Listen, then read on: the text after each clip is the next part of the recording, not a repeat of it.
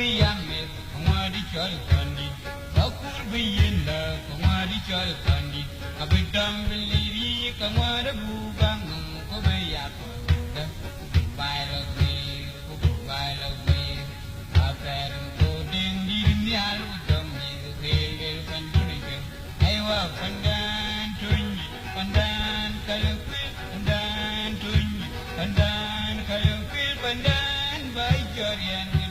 Kalupil buke nine on, no by Jolgata, Syria that you need by America, by our America, water and coding in the alphabet, a condition, we have made young and a condition, we have made young and a condition.